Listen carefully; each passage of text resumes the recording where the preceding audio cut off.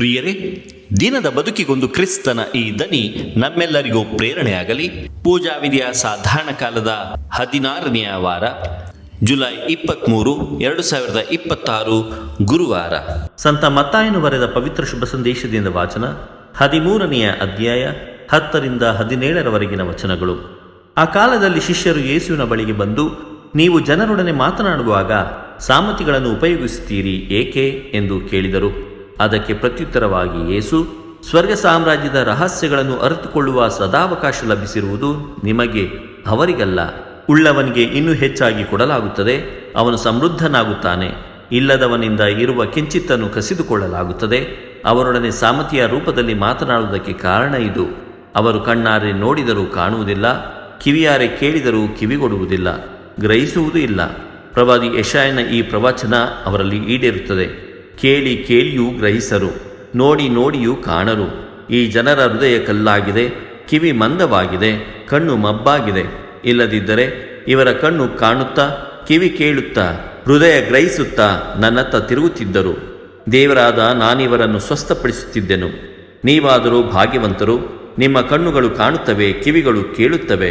ಎಷ್ಟೋ ಪ್ರವಾದಿಗಳು ಹಾಗೂ ಸತ್ಪುರುಷರು ನೀವು ನೋಡುವುದನ್ನು ನೋಡುವುದಕ್ಕೂ ಕೇಳುವುದನ್ನು ಕೇಳುವುದಕ್ಕೂ ಅಪೇಕ್ಷಿಸಿದರು, ಆದರೆ ಅವರು ನೋಡಲೂ ಇಲ್ಲ, ಕೇಳಲೂ ಇಲ್ಲ ಎಂಬುದು ನಿಮಗೆ ತಿಳಿದಿರಲಿ ಎಂದರು. ಪ್ರಭುವಿನ ಶುಭ ಸಂದೇಶ. ಕ್ರಿಸ್ತರೇ ನಿಮಗೆ ಸ್ತುತಿ ಸಲ್ಲಲಿ. ಚಿಂತನೆ: ಕೇಳುವ ಕಿವಿಗಳಷ್ಟೇ ಸಾಲದು, ಗ್ರಹಿಸುವ ಮನಸ್ಸು ಇರಲಿ. ಪ್ರಭು ಯೇಸು ಕ್ರಿಸ್ತರಲ್ಲಿ ನನ್ನ ಆತ್ಮೀಯ ಸಹೋದರ ಸಹೋದರಿಯರೇ, ಇಂದಿನ ವಾಚನದಲ್ಲಿ ಯೇಸು ಕಣ್ಣಾರೆ ನೋಡಿದರೂ ಕಾಣುವುದಿಲ್ಲ, ಕಿವಿಯಾರೆ ಕೇಳಿದರೂ ಕೇಳುವುದಿಲ್ಲ ಎಂದು ದೈಹಿಕವಾಗಿ ಎಲ್ಲವೂ ಇದ್ದು ಆಧ್ಯಾತ್ಮಿಕವಾಗಿ ಕುರುಡರಾದವರ ಬಗ್ಗೆ ಹೇಳುತ್ತಾರೆ. ಇದಕ್ಕೆ ಸಂಪೂರ್ಣ ವಿರುದ್ಧವಾಗಿ ಬದುಕಿದ ಮಹಾನ್ ಚೇತನ ಹೆಲೆನ್ ಕೆಲ್ಲರ್. ಆಕೆಗೆ ಕಣ್ಣು ಕಾಣಿಸುತ್ತಿರಲಿಲ್ಲ, ಕಿವಿಯೂ ಕೇಳಿಸುತ್ತಿರಲಿಲ್ಲ, ಮಾತನಾಡಲು ಬರುತ್ತಿರಲಿಲ್ಲ. ಪ್ರಿಯರೇ, ಆಕೆಯ ಶಿಕ್ಷಕಿ ಆ್ಯನ್ ಸಲಿವಾನ್ ಅವರು ಹೆಲೆನ್ ಕೇವಲ 7 ವರ್ಷದ ಮಗುವಾಗಿದ್ದಾಗ ಆಕೆಯ ಕೈ ಮೇಲೆ ನೀರಿನ ಹನಿಗಳನ್ನು ಹಾಕಿ ಮತ್ತೊಂದು ಕೈಯಲ್ಲಿ ಸಂಕೇತಗಳ ಮೂಲಕ WATER ಎಂದು ಬರೆಯಲು ಕಲಿಸಿದರು. ಹೆಲೆನ್ ಕೆಲ್ಲರ್ ಕಣ್ಣು ಕಿವಿ ಇಲ್ಲದಿದ್ದರೂ ತನ್ನ ಹೃದಯದ ಗ್ರಹಿಕೆಯಿಂದ ಆ ಸತ್ಯವನ್ನು ತಕ್ಷಣ ಗ್ರಹಿಸಿದಳು. ಅಂದಿನಿಂದ ಆಕೆ ಜಗತ್ತಿನ ಶ್ರೇಷ್ಠ ಲೇಖಕಿ ಮತ್ತು ಚಿಂತಕಿಯಾಗುವತ್ತ ಹೆಜ್ಜೆ ಹಾಕಿದಳು.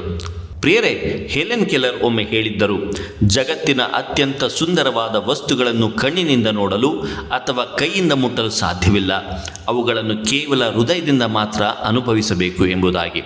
ಪ್ರಿಯರೇ, ಫರಿಸಾಯರಿಗೆ ಕಣ್ಣಿತ್ತು, ಕಿವಿ ಇತ್ತು, ಅವರ ಕಣ್ಣೆದುರೇ ಏಸು ನಿಂತಿದ್ದರು. ಆದರೆ ಅವರ ಹೃದಯ ಕಲ್ಲಾಗಿದ್ದರಿಂದ ಅವರಿಗೆ ಏನೂ ಕಾಣಲಿಲ್ಲ. ಕಣ್ಣು ಕಿವಿ ಇಲ್ಲದಿದ್ದರೂ ಹೃದಯ ತೆರೆದಿದ್ದ ಹೆಲೆನ್ ಕೆಲ್ಲರ್ಗೆ ಜಗತ್ತಿನ ಜ್ಞಾನ ಒಲಿದಂತೆ ಯೇಸುವಿನ ಶಿಷ್ಯರ ಸರಳ ಹೃದಯಕ್ಕೆ ಸ್ವರ್ಗದ ರಹಸ್ಯಗಳು ತಿಳಿದವು ಎಂಬುದಕ್ಕೆ ಈ ಘಟನೆ ಅತ್ಯುತ್ತಮ ಉದಾಹರಣೆಯಾಗಿದೆ. ಪ್ರಿಯರೇ, ಇಂದಿನ ಶುಭ ಸಂದೇಶದ ಭಾಗದಲ್ಲಿ ಅತ್ಯಂತ ಗಹನವಾದ ಮತ್ತು ಗೊಂದಲ ಮೂಡಿಸಬಹುದಾದಂಥ ವಿಶಿಷ್ಟ ಅಂಶವೆಂದರೆ, ಉಳ್ಳವನಿಗೆ ಇನ್ನೂ ಹೆಚ್ಚಾಗಿ ಕೊಡಲಾಗುತ್ತದೆ, ಇಲ್ಲದವನಿಂದ ಇರುವ ಕಿಂಚಿತ್ತನ್ನು ಕಸಿದುಕೊಳ್ಳಲಾಗುತ್ತದೆ ಎಂಬ ಯೇಸುವಿನ ಮಾತುಗಳು. ಲೋಕದ ದೃಷ್ಟಿಯಲ್ಲಿ ಇದು ಅನ್ಯಾಯದಂತೆ ಕಾಣಬಹುದು. ಶ್ರೀಮಂತನನ್ನು ಇನ್ನೂ ಶ್ರೀಮಂತನನ್ನಾಗಿ ಮಾಡಿ ಬಡವನಿಂದ ಇರುವುದನ್ನು ಕಸಿದುಕೊಳ್ಳುವ ಆರ್ಥಿಕ ನಿಯಮದಂತೆ ಇದು ಧ್ವನಿಸುತ್ತದೆ. ಆದರೆ ಯೇಸು ಇಲ್ಲಿ ಮಾತನಾಡುತ್ತಿರುವುದು ಲೌಕಿಕ ಹಣ ಅಥವಾ ಆಸ್ತಿಯ ಬಗ್ಗೆ ಅಲ್ಲ, ಬದಲಿಗೆ ಆಧ್ಯಾತ್ಮಿಕ ಹಂಬಲ ಮತ್ತು ವಿಶ್ವಾಸದ ಬಗ್ಗೆ. ಪ್ರಿಯರೇ, ಇಲ್ಲಿ ಉಳ್ಳವನು ಎಂದರೆ ದೇವರ ವಾಕ್ಯವನ್ನು ಕೇಳಲು ಹಂಬಲಿಸುವ, ಸತ್ಯಕ್ಕಾಗಿ ಹಸಿದಿರುವ ಮತ್ತು ನಮ್ರತೆಯುಳ್ಳ ಹೃದಯವನ್ನು ಹೊಂದಿರುವವನು. ಅಂಥವನಿಗೆ ದೇವರು ದೈವಿಕ ಜ್ಞಾನ ಮತ್ತು ಕೃಪೆಯನ್ನು ಇನ್ನೂ ಹೆಚ್ಚಾಗಿ ಸಮೃದ್ಧಿಯಾಗಿ ನೀಡುತ್ತಾರೆ. ಆದರೆ ಇಲ್ಲದವನು ಎಂದರೆ ತನ್ನ ಅಹಂಕಾರ ಮತ್ತು ಒಣ ಹಠದಿಂದ ಆಧ್ಯಾತ್ಮಿಕ ಆಸಕ್ತಿಯನ್ನೇ ಕಳೆದುಕೊಂಡಿರುವವನು. ಅಂಥವನು ಚರ್ಚಿಗೆ ಬಂದರೂ ಬೈಬಲ್ ಓದಿದರೂ ಅವನಿಗೆ ಏನೂ ದಕ್ಕುವುದಿಲ್ಲ. ಅವನಲ್ಲಿದ್ದ ಕನಿಷ್ಠ ನೈತಿಕತೆ ಅಥವಾ ಸಾಂಪ್ರದಾಯಿಕ ವಿಶ್ವಾಸವು ಕಾಲಕ್ರಮೇಣ ಅವನಿಂದ ಕಸಿದುಕೊಳ್ಳಲ್ಪಡುತ್ತದೆ ಅಥವಾ ನಾಶವಾಗುತ್ತದೆ. ಇದು ದೇವರ ಶಿಕ್ಷೆಯಲ್ಲ, ಮನುಷ್ಯನ ಸ್ವಯಂಕೃತ ಅಪರಾಧ. ಪ್ರಿಯರೇ, ಇಂದಿನ ಶುಭ ಸಂದೇಶದಲ್ಲಿ ಯೇಸು ಸ್ವಾಮಿ ಸ್ವರ್ಗ ಸಾಮ್ರಾಜ್ಯದ ರಹಸ್ಯಗಳನ್ನು ಹೇಳಲು ಸಾಮತಿಯನ್ನು ಬಳಸುತ್ತಾರೆ. ಸಾಮತಿಗಳು ಕೇವಲ ಮನರಂಜನೆಯ ಕಥೆಗಳಲ್ಲ, ಅವು ಸತ್ಯವನ್ನು ಹುಡುಕುವವರಿಗೆ ದಾರಿದೀಪ. ಆದರೆ ಸತ್ಯವನ್ನು ದ್ವೇಷಿಸುವವರಿಂದ ಸತ್ಯವನ್ನು ಮರೆಮಾಚುವ ಪರದೆಗಳಾಗಿವೆ.